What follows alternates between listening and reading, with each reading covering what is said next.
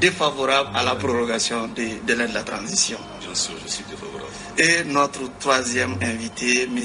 Youssouf Mohamed Ali Bachili alias Razbach, porte-parole du collectif pour le développement de la République CDR. Razbach, vous également, vous êtes défavorable à la prorogation du délai de la transition. Tout à fait. Et notre quatrième invité va incessamment nous rejoindre autour de ces plateaux. Il s'agit de Maître Chekmar Konaré, avocat, analyste, qui, je présume, il est favorable à la prorogation du délai de la transition.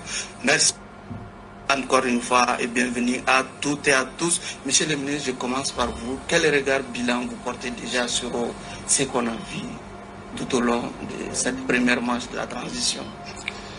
Merci, M. Sidibé. Je dis bonsoir à mes co-débatteurs. Bonsoir aux téléspectatrices et téléspectateurs de Renouveau Télé. Vous m'avez invité en tant que président du Parti Socialiste. Oui. Permettez-moi de saluer les militantes et les militants de mon parti et les responsables. Bilan de la transition, nous sommes à 12 mois. Beaucoup de choses avaient été dites. Des promesses. Beaucoup de... On a fait comprendre aux Maliens que le problème du Mali était de régime illégal, qui m'a dit mettre fin, d'amener un changement. Comme ils le disent, pour nous ce n'est pas un changement, pour nous ce n'est ni plus qu'un coup d'État, qu'un crime impressionnant dans la constitution malienne. On a promis au peuple malien la sécurité alimentaire, la sécurité des personnes et de leurs biens. On a promis au peuple malien la paix. On a promis au peuple malien le développement. On a promis aux jeunes de l'emploi. Bref, 12 mois après, l'insécurité aujourd'hui est grandissante. Je commencerai par l'insécurité alimentaire. La vie. Le kilo de la viande se vend aujourd'hui à 3 000 francs CFA. Le litre d'huile se vend aujourd'hui à 1 200 francs. Le riz a augmenté. Bref, tous les produits de première nécessité deviennent aujourd'hui excessivement chers. L'insécurité générale, c'est vrai, aujourd'hui il y a moins d'attaques. Mais malheureusement, nous de Bamako, de façon. La gestion d'un pouvoir, c'est d'abord la gouvernance. On gouverne et puis on administre. La gouvernance, mais quand on administre, ça se fait de près. Malheureusement, aujourd'hui, dans la région de Ségou, la région de Mopti, Gao, Tombouctou, Kidal y compris, malheureusement, à part les chefs-lieux de région, à part les capitales régionales, aujourd'hui, c'est les terroristes, les forces humaines qui occupent les arrondissements. Le tableau des 12 mois est noir. Le tableau de... D'habitude, le dire, une révolution des palais. Ok. Toi, je me mets. Ok. Pourtant, le ministre Koïta, on a l'impression qu'on a le devoir déjà de regretter le régime militaire, si rien n'a changé. Merci. D'abord, je vous remercie beaucoup de m'avoir invité sur ce plateau. Merci bien. Qui va me permettre de dire ce que je pense de cette situation. Mais avant, nous allons dire que gloire à Dieu, Seigneur des mondes. Que la paix de Dieu soit sur nous. Et permettez-moi aussi de saluer tous les téléspectateurs et d'avoir une pensée pieuse, n'est-ce pas, pour tous les qui sont à leur âme, à tous les blessés. La réalité, d'après De Gaulle, il y a des politiques qui vont.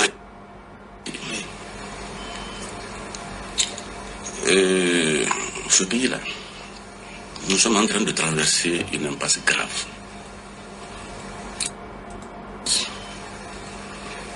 Depuis la précipitation. La première conférence nationale d'abord. Les gens sont venus de partout. Les textes de la France, des États-Unis, des pays européens, ils sont venus en experts. En imposant à nous ici, ils ont forgé une constitution le 27 février 1992. Pourtant, nous avons des constitutions. Des constitutions. Je pense à Brema Fumba, je pense. Vous vous rappelez toujours de ma question? Oui, je me rappelle. Oui. Je me rappelle, mais c'est mon introduction. Allez. Voilà.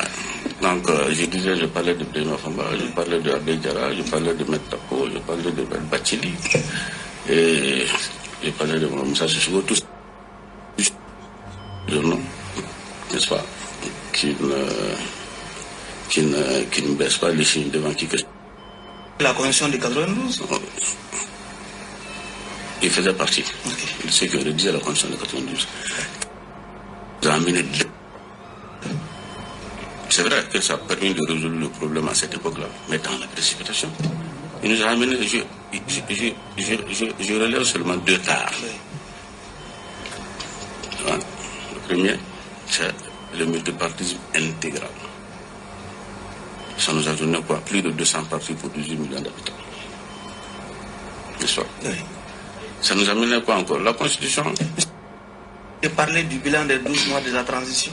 Les 12 mois de la transition? Oui. Bon, je vais vous dire que pendant les 12 mois de la transition, oui, ce que je note, nous avons aujourd'hui une quasi-stabilité, n'est-ce pas, dans le pays. C'est de moins en moins que nous sommes en train de vivre. Quoique, n'est-ce pas, on assiste encore, n'est-ce pas, à une insécurité déplorable. Mais pendant que les gens sont en train d'être massacrés, pendant que des villages, ils n'arrivent même pas à aller à leur champ, pendant que, je peux dire, l'hécatombe au centre et au nord, oui, les gens ne se préoccupent que des élections. Et tout de suite, la parole à Razmat, qui porte son regard sur le bilan des 12 premiers mois de la transition. Merci à toi, merci. Et à tous les téléspectateurs.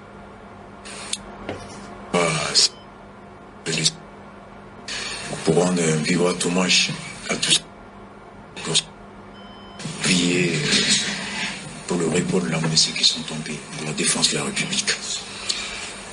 Pour en venir à votre question, le bilan, malheureusement, je ne vois pas dans quel je pourrais constater un acquis. Le bilan, c'est la création de deux choses, de deux périodes, de deux situations. De ceux pour lesquels, ou bien de ceux qui a été présentés comme cause des mouvements pour renverser. Koïta l'a bien rappelé, la vie chère, la gouvernance, la vertu. Il nous revient aujourd'hui d'obligations morales et intellectuelles de chercher à changer en termes d'amélioration sur le plan sécuritaire, sur le plan du pouvoir d'achat, sur le plan de création d'emplois, sur le plan de la gouvernance, par rapport à ce qui avait valu. Mon père vient de dire que, selon une relativité, j'ai posé la question si on parle du même pays. En 2020, nous avons 1 million et quelques de personnes menacées pour cause. Nous avons 1000 endroits qui étaient en dehors du contrôle de l'État. Nous sommes après de 10 places, après de 3 communiqué au gouvernement, non démenti, juste le nombre de déplacements, le nombre de personnes en insécurité alimentaire a augmenté. Venons-en. J'aurais aimé un mois que je cherche de la part de ceux qui prétendent défendre la gouvernance, qui me présentent un champ d'emploi.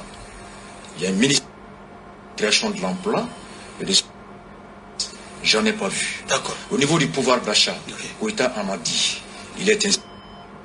Combien d'augmentation a eu lieu par rapport au prix des premières matières, des matières de première nécessité?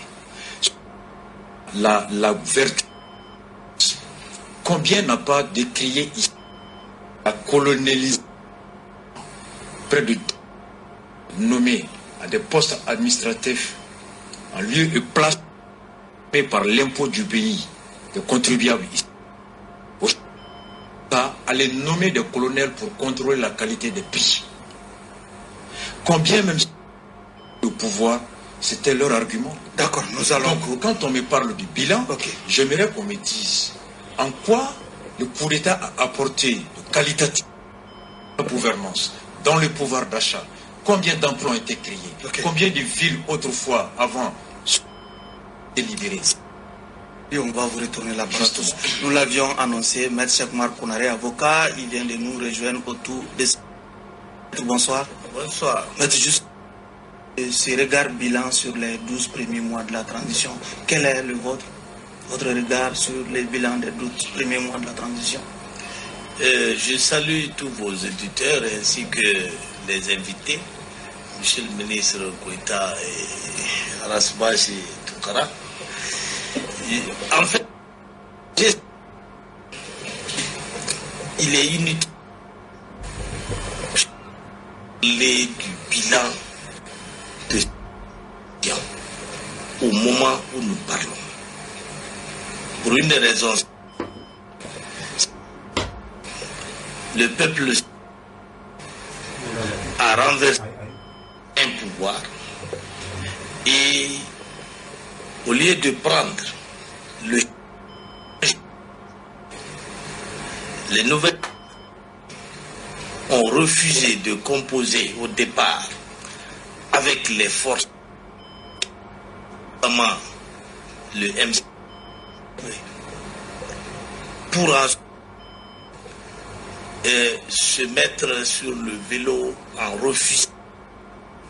Pendant 9 mois, le duo Bandao et Mokhtar Wane a en réalité fait de l'immobilisme. Donc on a perdu 9 mois pour rien. C'est une perte sèche en comptabilité.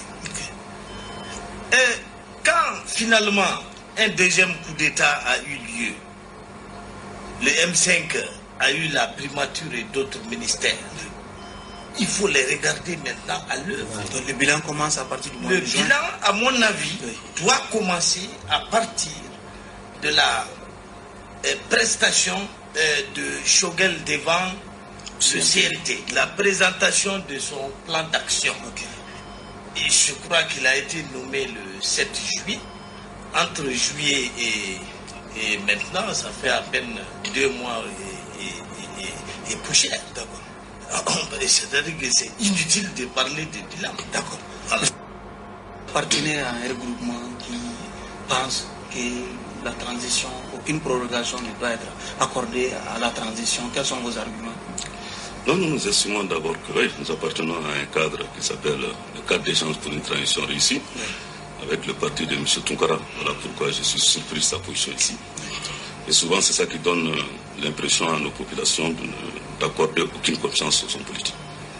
Parce que l'ADEMA est un membre, un grand parti, un parti qui mérite notre respect, un parti qui a gouverné ce pays pendant 10 ans, un parti qui va être un modèle, une référence. Fort heureusement, il y a certains qui sont... Nous estimons que le peuple malien, de façon souveraine, je voudrais d'abord dire, quittons, vous savez, souvent au Mali, on a tendance à transformer l'esprit critique en vouloir faire comprendre aux gens que pendant 9 mois, Bandao et Mokhtar Wane n'ont rien fait. Pendant 9 mois, bon bref, je crois que c'est l'équipe qui était là.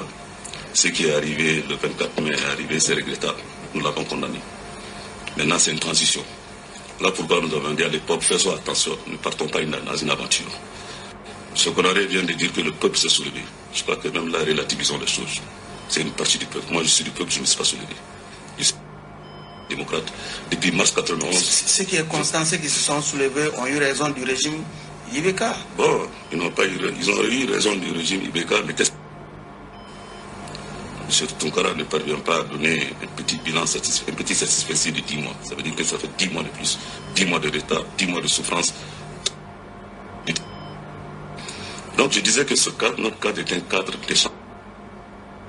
Avec autant de regroupements, il y a EPM qui a 24 pour les partis politiques, il y a ARP de Tchema Koulibaly, qui a aussi une vingtaine de partis politiques, Jigakura de Foussene Amio-Guino, qui a des associations de partis politiques, une trentaine. Vous avez l'ADEMA, un grand parti. Vous avez RDS, vous avez également les non-alignés, vous avez également l'Union soudanaise RDA. Sauf que pour certains, ces partis n'ont pas pu empêcher la chute du régime Ibeka. Finalement, certains semblent minimiser le poids de ces regroupements. Bon, nous sommes des républicains, nous sommes des démocrates. Pour nous, un oui dans le sens que lorsqu'on a le droit de dire non. Ceux qui sont sortis pour manifester, c'était leur droit. Nous sommes en démocratie. Il faut une opposition et une majorité qui gouverne. Mais transformer ces manifestations en une insurrection qui nous a amené à ce que nous avons connu le 10, 11, 12 juillet. Je profite de l'occasion pour dire que c'est à des événements, nous prions pour le repos éternel de ceux qui sont tombés, souhaitons propre rétablissement aux blessés. Mais je voudrais dire sur ce plateau ici que de 2010 en 2020, le Mali a connu beaucoup de manifestations. Ante Abana, où des milliers de personnes sont sorties. On n'a même pas cassé un seul feu. Les manifestations après l'élection présidentielle, paix à son âme, dirigée à l'époque par Soumaïla Cissé, autant de manifestations, il n'y a jamais eu de cas de mort. Et quand il y a eu les manifestations le 5 juin, les manifestations le 10, 11, 12 juillet, le 5 juin, on s'est dirigé d'abord sur le domicile du président de la République, qui est une atteinte à la sûreté nationale. Nous était le professionnalisme de nos forces. D'accord. Le 11, on a poussé, en parlant de la désobéissance civile, je parle sur le contrôle de maître, qui connaît la loi plus que moi, en envoyant les enfants d'autrui à les casser public, aller casser le RTM, aller casser l'Assemblée nationale, le Haut Conseil des collectivités, les biens privés, l'immeuble de Maître Tapo, les stations. Et c'est là à quoi gêner, parce que quand on parle des forces de l'ordre, c'est pour empêcher le désordre. D'accord. Donc aujourd'hui, nous pensons que la parole vaut d'or. Ni le président de la transition, ni le Premier ministre n'ont exprimé aujourd'hui un report ou une prolongation de la transition. Le 24, nous avons été appelés à combat. L'opportunité de votre regroupement finalement. Non, mais nous voyons qu'aucun acte n'est en train d'être posé. Donc voilà pourquoi nous nous sommes retrouvés pour dire que faisons attention. D'accord. Faisons attention, il y a l'immobilisme. Faites attention, nous ne voyons pas la volonté d'y aller. Or, nous avons pris un engagement. Nous avons fait les concertations nationales, concertation qui a été sanctionnée par une charte. Et cette charte nous a permis de fixer le délai de la transition entre nous et la communauté internationale.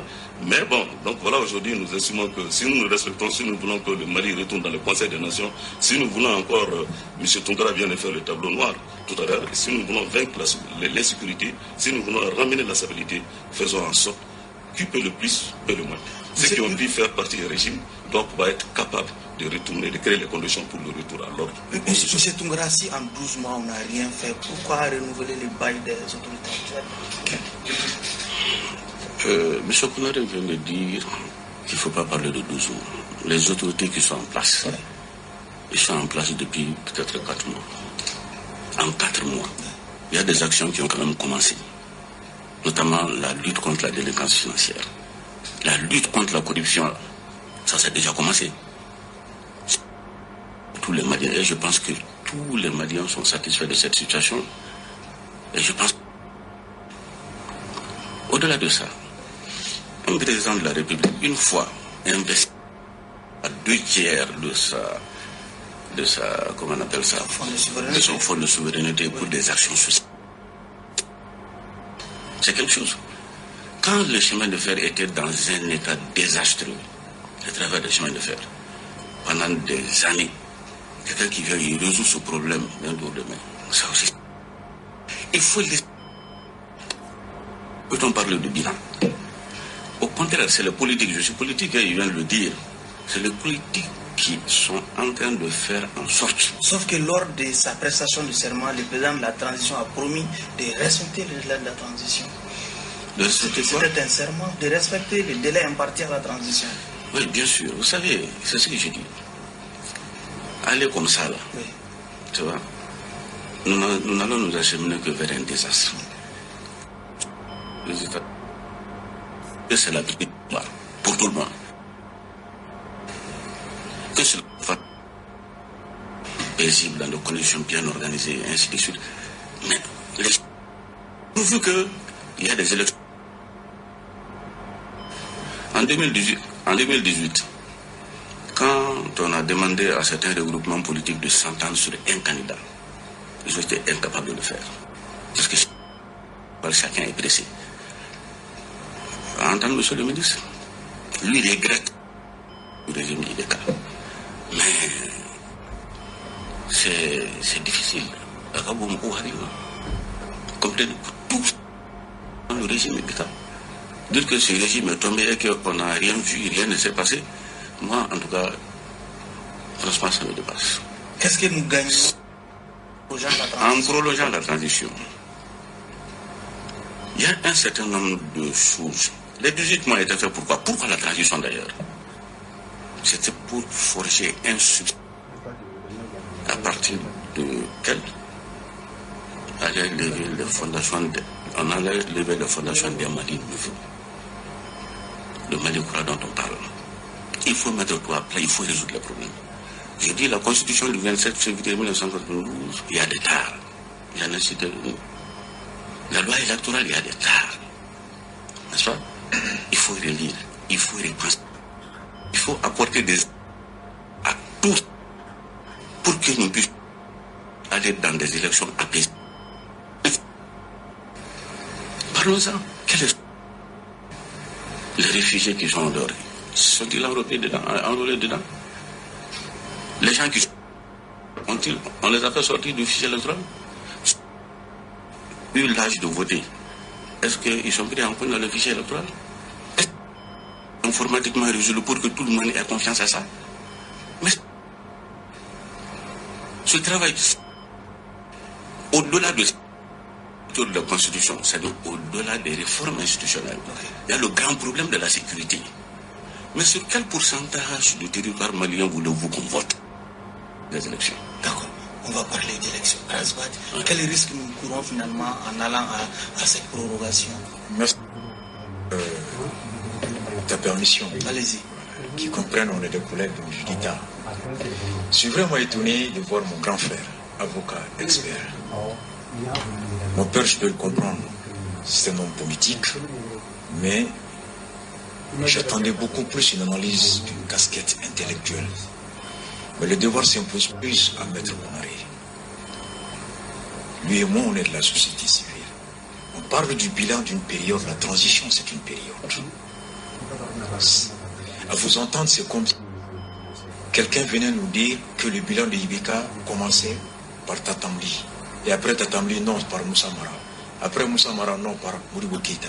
Après Modibo Keïta, non, par Abdoulaye Idrissa Maïga. Après, non, par Boubéi. Après, non, par Boubou.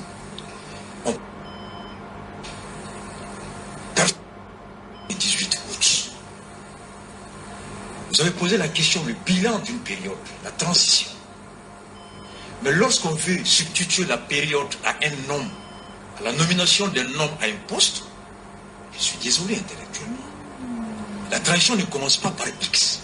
Elle commence à un instant T, par un fait indélébile que personne ne peut effacer, le 18 août.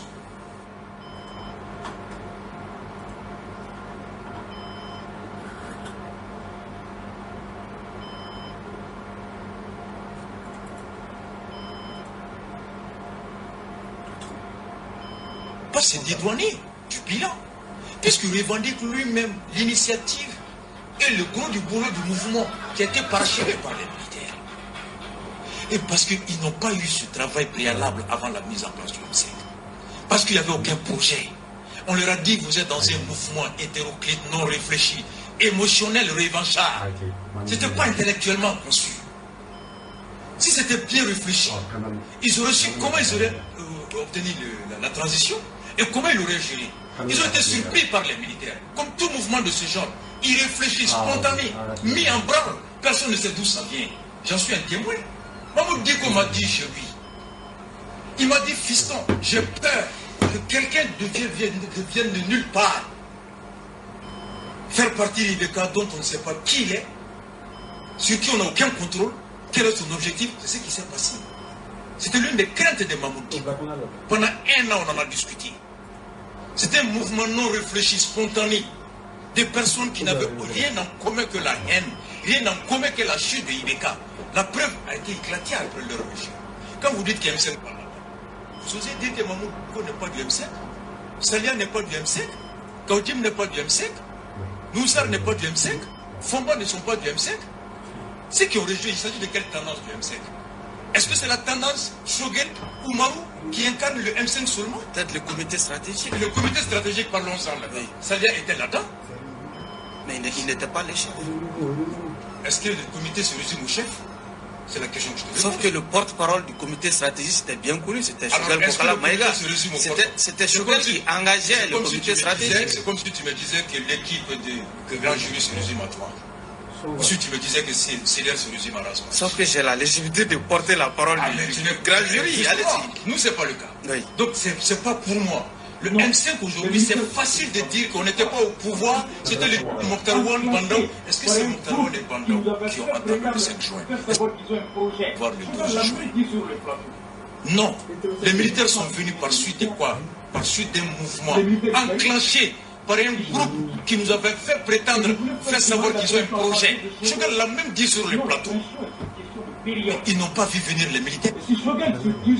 Les militaires, ils arrivent, ils choisissent qui ils veulent. Et vous voulez faire démarrer la transition à partir de Choguel?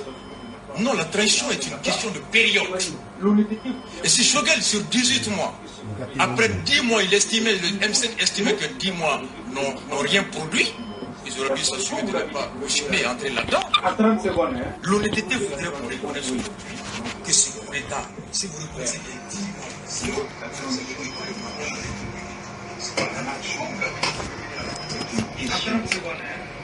une courte période. La transition, sa définition découle de sa nature, la courtesse de la durée, de sa mission uniquement rétablir la normalité. Et nous de la morale, mon père l'a dit. D'accord, on va vous retourner la parole. La parole donnée vaut quoi? Okay. Le serment vaut quoi? Ok. En attendant, j'aimerais attirer l'attention du réalisateur sur le titrage du collectif pour la défense de la République qui est un peu écorché. Maître Konaré, quel risque nous courons en respectant le délai de 18 mois? Mon cher ami, moi je parle pour le confort de ce pays. Je n'ai jamais adhéré à un parti. Je n'ai jamais milité dans un parti. Mais je considère que les hommes politiques et toute leur clientèle, des chefs de parti aux simples électeurs, ne représentent que 5% des Maliens. Et c'est à cause de ces hommes politiques, de leurs électeurs, donc de la classe politique que nous nous retrouvons dans cette situation. Une situation où nous avons un pays en faillite, qui ressemble à une vieille Sotrama déglinguée, dont tous les ressorts sont pourris. Et il y a d'autres explications. C'est que en 1991, lorsqu'on a renversé Moussa Traoré, on nous a présenté une très jolie camisole qui s'appelle démocratie. Mais à l'expérience, ce n'était pas de la démocratie, c'était de l'imposture, des élections bidons, la corruption à ciel ouvert, l'État qui disparaît, l'école qui disparaît, la sécurité qui disparaît. Mais c'est à travers ce processus démocratique bidon que le pays s'est effondré.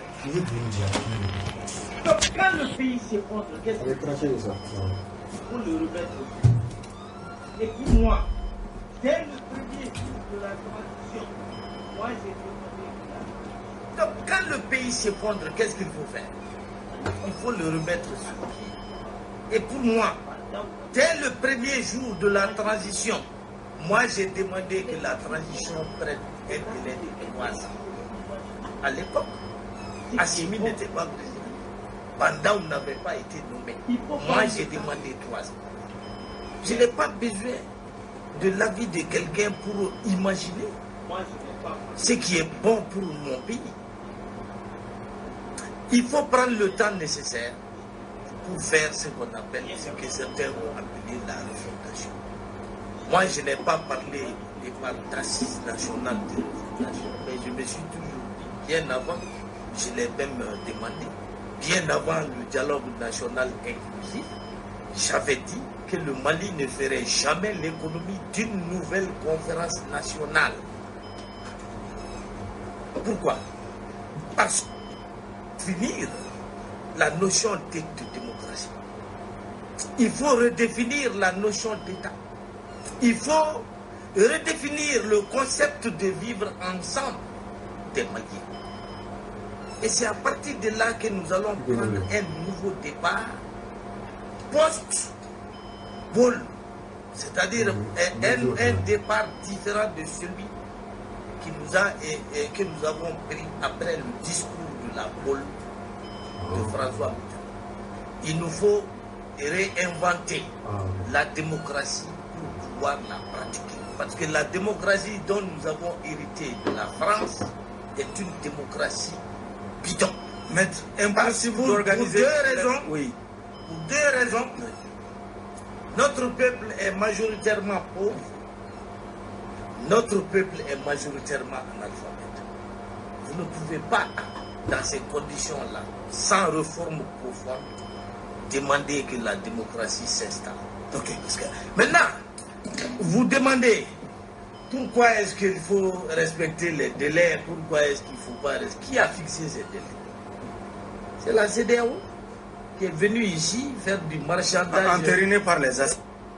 De quelle assise nationale? Les concertations nationales. Non, mais quelle concertation? C'est-à-dire que la CEDEAO est venue, les militaires ont demandé 3 ans, la CEDEAO a imposé 18.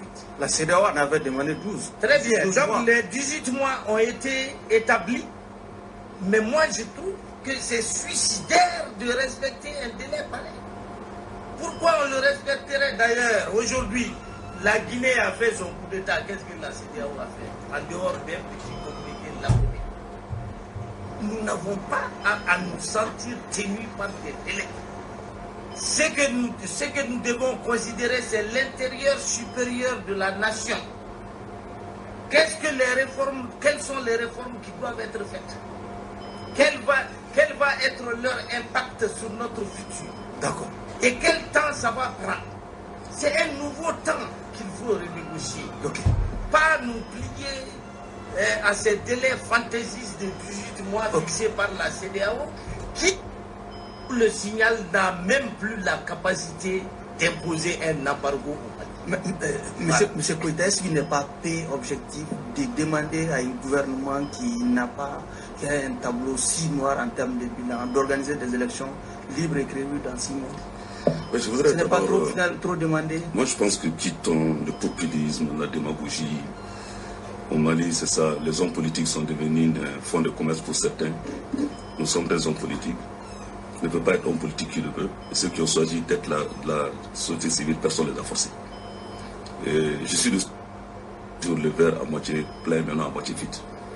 Donc, je demande à Maître d'aller revisiter l'histoire du Mali. Je crois que la pratique démocratique de Kouro Kafouka, en passant par le Mali, ça veut dire que notre peuple a quand même une expérience de pratique démocratique. Et puis il y a des valeurs démocratiques selon des principes qui sont universels. Vous venez de me poser la question, doit-on demander à un gouvernement qui n'a pu rien faire en 12 mois d'organiser des élections libres et crédibles? Pour nous, on a prêté serment. Le gouvernement, le président de la transition et le premier président de la transition et le vice-président ont prêté serment. Avec les événements qui sont arrivés le 24, personne, Bandaou et Moutaroua ne faisaient rien. Mais c'est quand on a faveur d'un remaniement ministériel que nous avons vu tout ce choc. C'est pas comme ça qu'on construit le pays. Moi, je pense que les Maliens doivent se retrouver autour de l'essentiel. M. Tongara l'a dit, le pays a beaucoup souffert. Le pays ne peut pas se relever que lorsque nous mettons le Mali au-dessus de tout. Le Mali au-dessus de tout. Moi, je vous ai trouvé dans la majorité avec une gage d'opposition, je suis venu vous rejoindre. Vous êtes un cadre de la demande. Maintenant, faisons attention. Et ceux qui nous ont conduits dans ça et qui ont aujourd'hui la charge de la destinée du pays, Si au terme des 18 mois, il ne parvient pas à organiser les élections transparentes et crédibles, parce qu'une transition par nature est une période courte. Vous venez d'évoquer tout à l'heure qu'il y a l'insécurité, il y a tout. Mais allons-nous nous asseoir, regarder quel est le confort. Il faut savoir se retirer, laisser un poste, ne pas résister pour se transformer en quelque chose de pesant. Vous savez, on ne peut pas réclamer quelque chose qu'on n'a jamais obtenu. On ne s'accroche pas à quelque chose qui ne veut pas. Quand on a le courage de dire au revoir, la vie nous le rend par un petit bonjour. Maintenant, si au terme de 12 mois, cette équipe ne pourrait pas organiser les élections, qu'est-ce qu'on doit faire? Doit-on récompenser en ce moment la médiocrité? Nous osons espérer. L'équipe pourra organiser. C'est vrai, nous devons aujourd'hui nous donner la main. C'est vrai, nous devons créer une cohésion race. Aujourd'hui, ce discours, c'est un discours qui plaît aux terroristes, aux forces humaines. Ce discours, c'est un discours qui les renforce dans les positions.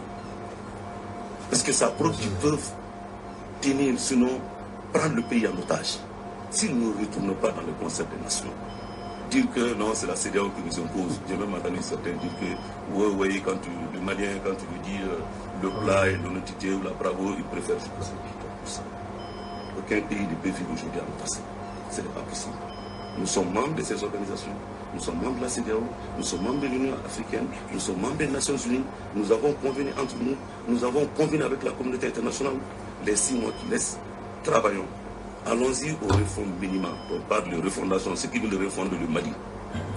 C'est des hommes politiques.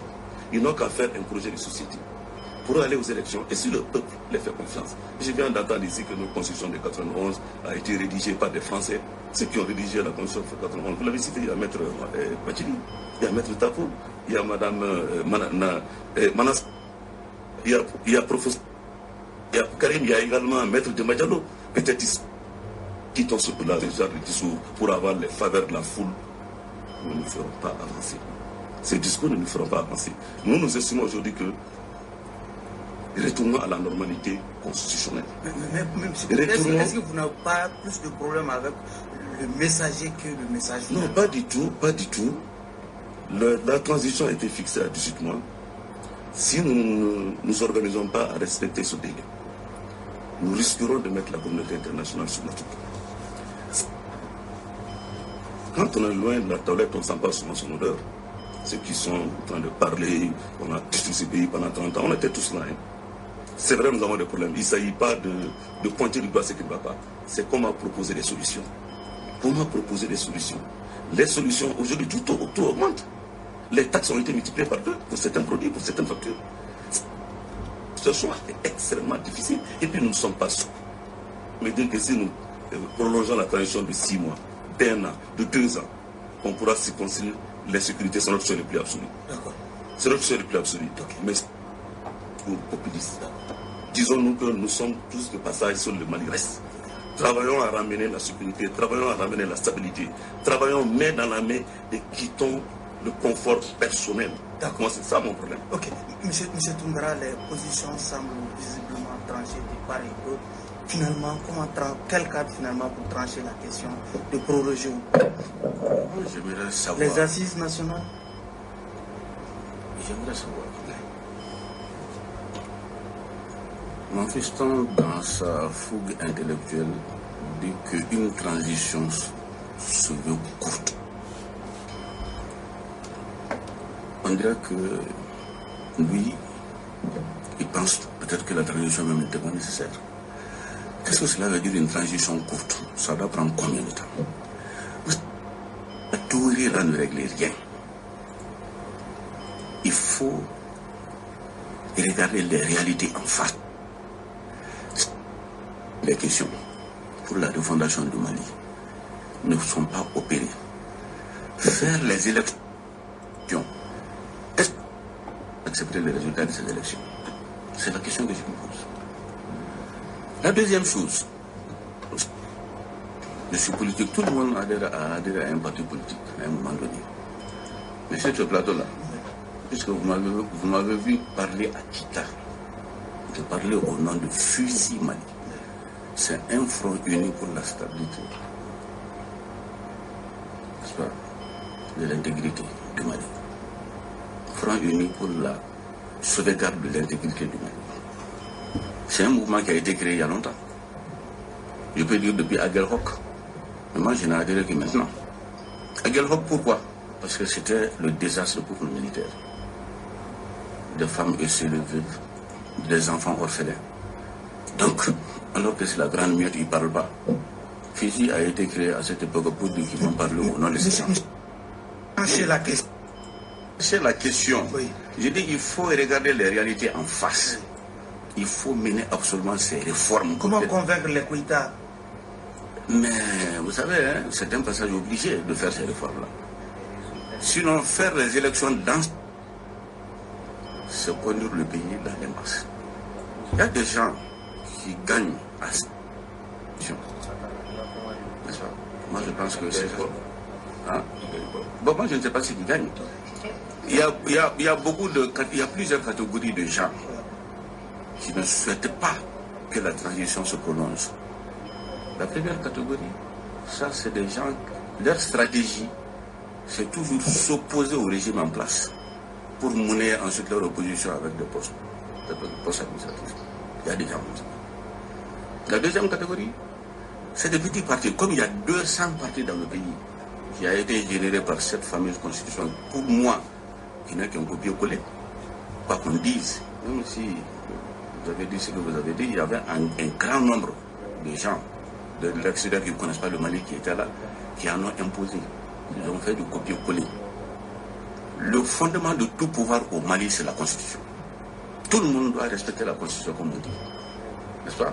En dehors du respect même des textes de la Constitution, même l'interprétation qu'en fait les gens de la Cour constitutionnelle, là, tout le monde doit respecter ça. Même leur interprétation. Donc je dis, il y a des partis qui peuvent tenir leur congrès même dans une cabine téléphonique. Il y a d'autres, des partis ethniques, des partis familiaux, toutes sortes de partis qui sont là. Initiés par des gens nantis, n'est-ce pas, qui est la corruption, l'achat de conscience, pour avoir quelques voix et mener ces voix-là contre les... Nous avons ces gens-là qui sont opposés à...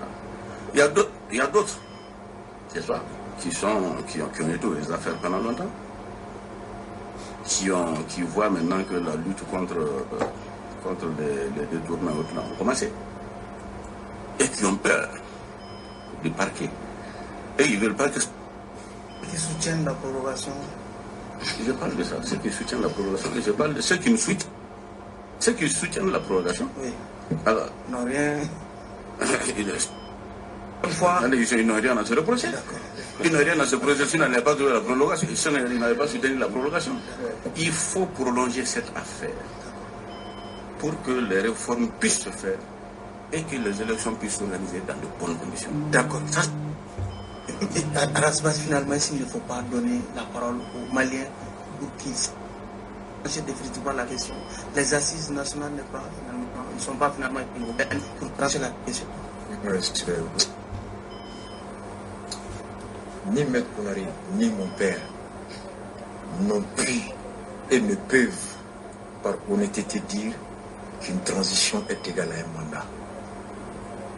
Il est juriste. Ce n'est pas notre première expérience. Nous avons des transitions dans nos dispositions, notamment dans la loi portant organisation et fonctionnement des collectivités. On les appelait délégation, délégation à l'équipe qui dirait avant. Maintenant, c'est l'autorité intérimaire.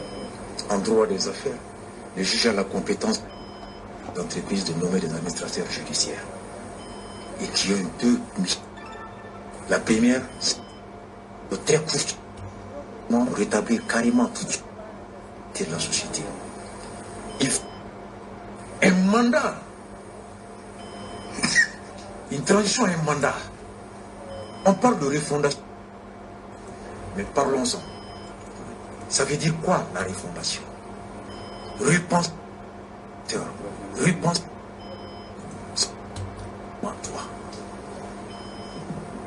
Vous avez votre lecture de la problématique de l'éducation. Vous avez votre schéma de redressement selon votre vision. du Malien que vous voulez dans 10 ans, 20 ans. Est-ce que c'est ma façon de voir les choses? En vertu de quoi vous voulez m'imposer votre vision? Par le fusil? Par le coup d'État? Vous avez votre vision des causes de l'agriculture, de l'insécurité. Vous avez votre solution pour refonder la question sécuritaire, la question de l'agriculture, la question énergétique. Vous avez consulté quel Malien pour dire qu'il faut refonder le secteur de l'énergie? Vous avez parlé de consultation des Maliens. Est-ce qu'il ne faut pas aller finalement à ces assises? Donnez la parole aux Maliens. Konaré, il a très bien dit. La démocratie, c'est un ensemble de valeurs. Je mets quiconque au défi qui te dit que la constitution que nous avons aujourd'hui est un facteur de corruption. Est-ce que qui encourage la surfacturation? Est-ce que c'est la constitution qui encourage qu'on pose des goudrons dégradés? Est-ce que c'est la constitution qui encourage que l'école se dégrade au point que ça devient un endroit de guerre? Est-ce que c'est la constitution qui fait que les cadres maintenant sont incapables de prendre leurs responsabilités pour ça? C'est une question de valeur morale humaine. Et chaque 5 ans, les peuples sont appelés à réfléchir sur le programme en exécution. Toutes les nations se refondent chaque jour. Elles se refondent chaque jour, elles se remettent en cause chaque jour. On dit refondation, quoi. Regardez le Mali. C'est cette théorie qu'on vous dit. On parle de démocratie. On nous parle de démocratie, mais on est là-dedans. C'est la démocratie. Pouvoir de sortir dire, monsieur mon père, voici du développement de l'éducation, du développement de la morale, de la justice. Keïta a le droit de sortir de ce qu'il veut. Konaré a le droit de sortir de ce qu'il veut. Et c'est en cela que le peuple choisit. Mais qui a donné mandat à Hachim de venir nous dire ce qu'il pense? Choguel a reçu ce mandat de qui? Hachim a reçu ce mandat de qui? Et au nom de quoi le peuple doit dire que, parce qu'on est dans une période, c'est la période qu'il faut profiter. Le peuple profite à chaque instant de sa vie. Les réformes ont lieu tous les jours. Il est là. On a des représentants. Les députés votent. Ne s'assume pas. Est-ce que c'est du fait de la Constitution? Si un ministre ne s'assume pas, est-ce que au respect de ses promesses, est-ce que c'est du fait de la Constitution? Mon père, c'est une question d'honnêteté. C'est une question du sens élevé de responsabilité qui nous manque. On a des défis, mais pas la source de tout ce que nous vivons. D'accord. Substituer la transition à un mandat. Une transition est une période courte par sa nature. D'accord. Est une période dont la mission est claire. Okay. Mais est-ce que vous voulez transformer une transition à un mandat? Qui vous a donné un mandat? Qui vous a donné un mandat? J'aimerais qu'ils me disent, ce mandat, il est tient de quoi? Et j'en aurais fini en 2 secondes. Il a parlé de CEDEAO. Je me rappelle bien ce même Konaré. Au lendemain du coup d'État, dire aux Maliens, si vous n'acceptez pas ce que la CEDEAO dit, vous allez apprêtez-vous à boire de la bouillie. Parce qu'on est régi par des règles communautaires. D'accord. Mais quand il dit aujourd'hui qu'on n'est pas lié par la CEDEAO, on n'est pas tenu, j'aimerais que Konaré m'explique. Pourquoi il y a 1 an, il nous mettait en garde de respecter les trucs de la CEDEAO? On va lui poser la... Et aujourd'hui, qu'est-ce qu'il a comme solution? Au cas si la CEDEAO prenait une sanction, qu'est-ce qu'il a pour nourrir les tout? C'est facile. Oui, mais finalement, est-ce que les assises nationales ne sont pas forcément une malice organisée par le gouvernement pour sauver une prorogation? Vous savez, la durée d'une transition dépend de l'état de santé du pays. La durée d'un traitement médical dépend de l'état de gravité, de la gravité des maladies qui frappent le patient. Quand vous avez un patient qui a mal au dos, il a mal aux pieds, il a mal à la tête, il a mal aux oreilles, il ne voit rien, il n'entend rien, il souffre du cœur. Vous voulez le traiter en une journée? Ce n'est pas possible. Notre malade Mali a besoin de temps. D'abord pour diagnostiquer ces maladies, chercher une ordonnance médicale. Et l'ordonnance médicale que le traitement lui-même va commencer. Maintenant, la CEDEAO vient, elle nous dit, bon, traitez votre malade en 18 mois. Dans un premier temps, les gens ont accepté. Parce qu'ils n'avaient peut-être pas le choix. Nous étions économiques, financiers. Mais aujourd'hui, on se rend compte qu'après 9 mois ou 13 mois de transition, c'est de traiter le malade dans ce délai. Peut-être que le gouvernement ne le dit pas. Peut-être que le président de la transition ne le dit pas. Mais la vérité crève l'œil. Maintenant, moi je vais vous signaler quelques petits problèmes qui vont vous permettre de comprendre pourquoi il faut prolonger. Dans notre constitution, il est dit que quand il y a vacance du pouvoir, le président intérimaire n'a que 40 jours pour organiser un nouveau scrutin. Djongouda, en 2012, a tenté l'expérience. Les 40 jours sont passés sans qu'on nettoie même les salles de vote. Il a fallu aller à une transition. Et avant Djongouda, Alpha avait tenté il a été bloqué. ATT a tenté, il n'a pas pu, il a été bloqué. Ibeka a tenté de changer la constitution, il n'a pas pu, il a été bloqué parce que les autres acteurs politiques soupçonnaient ces différents présidents-là de vouloir tripatouiller le texte constitutionnel pour s'octroyer un troisième mandat. Et donc, les gens ont refusé. Et quand ils ont refusé, les présidents ont été obligés de laisser la constitution en l'état. Mais cette constitution est pleine de lacunes. Par définition, intéressé, non candidat aux futures élections peut changer le texte constitutionnel. Et le cas de la Cour constitutionnelle, tout le monde a vu le pouvoir immense qu'a la Cour constitutionnelle en matière électorale. C'est un véritable dieu électoral. D'accord. Toutes des élections où que même si vous amenez quelqu'un qui aurait glané 600 000 ou 6 millions de voix, si la Cour veut, elle décide que sur les 6 millions, seuls 200 000 voix qui sont valables et elle annule les suffrages qu'elle fait. Ok, nous allons faire le... La loi organique portant organisation et fonctionnement de la Cour. Je peux vous citer plein de lacunes constitutionnelles de ce genre qui nécessitent un débat approfondi entre Maliens et ce débat ne peut pas tenir ainsi.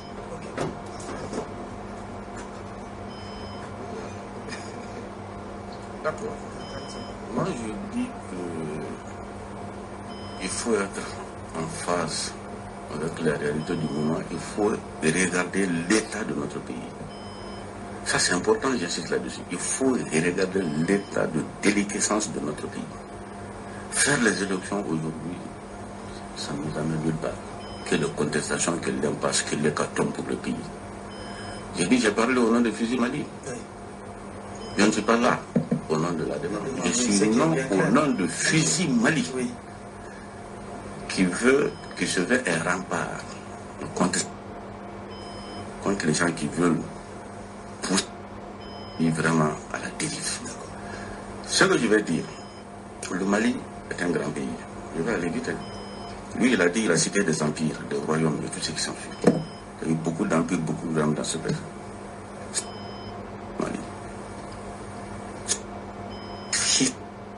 Là, doit être pétri de certaines valeurs, dans la dignité, l'honneur, la probité morale, n'est-ce pas? La probité morale, l'engagement, le patriotisme et plein de choses.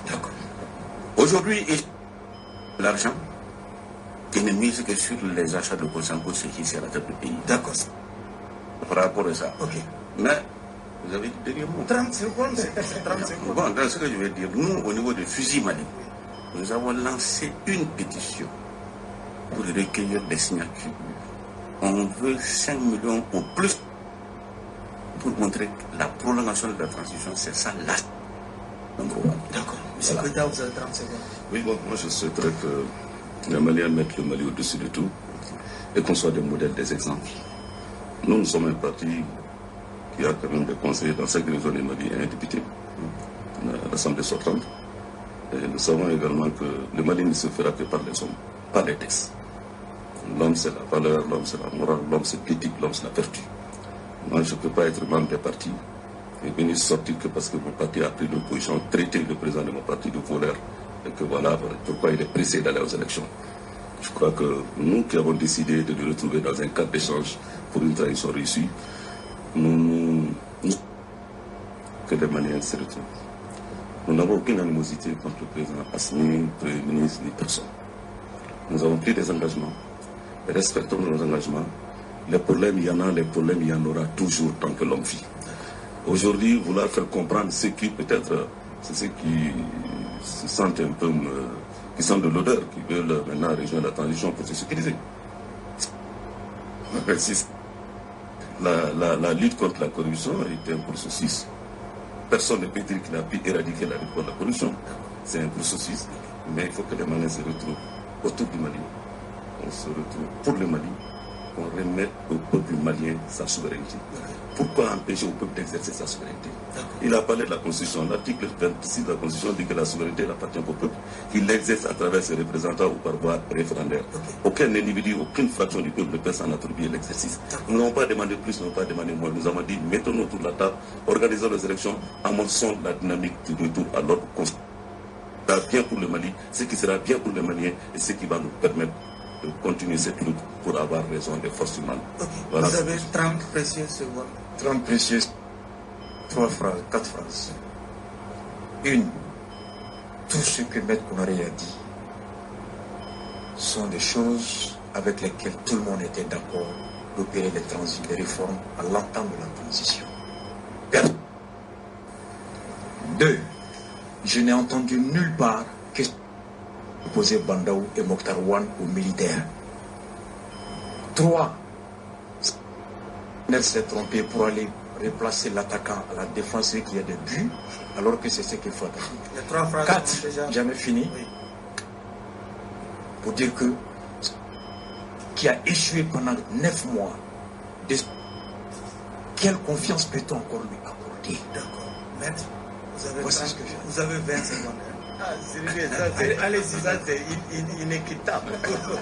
Alors je dis, notre pays, comme le ministre Koïta l'a dit, est un pays souverain. Aujourd'hui, nous avons la possibilité de prendre le temps que nous voudrons pour une transition réussie après avoir refondé le Mali. Ça a commencé. Aujourd'hui, le gouvernement a quand même traité avec les syndicats et l'apaisement syndical est venu. Le gouvernement a engagé l'organisation d'assises nationales de la refondation où le peuple va se retrouver pour définir la nature du nouvel État. Nous n'avons pas à nous précipiter. D'après ce que le prophète a dit, paix et salut sur lui, la précipitation est l'œuvre du diable. Et nous, nous sommes des Maliens, nous sommes des humains, des musulmans. Nous ne sommes pas le diable. Voilà. Ok, c'est sur cette note que prend fin ce numéro de votre émission Regard Croisé qui réfléchissait sur la problématique de la prorogation ou pas de la transition. Nos invités étaient M. Cheikh-Oumar Konaré, avocat, analyste, Youssouf Mohamed Ali Bachiler Asbach, porte-parole du collectif pour le développement de la République, Amadou Koïta, porte-parole de Ensemble pour le Mali, non moins président du parti PS Yelekura et Magan Aliou Tunkara, ancien ministre et vice-président du FUSI. Merci à vous encore une fois et à un autre numéro de votre émission Regard Croisé.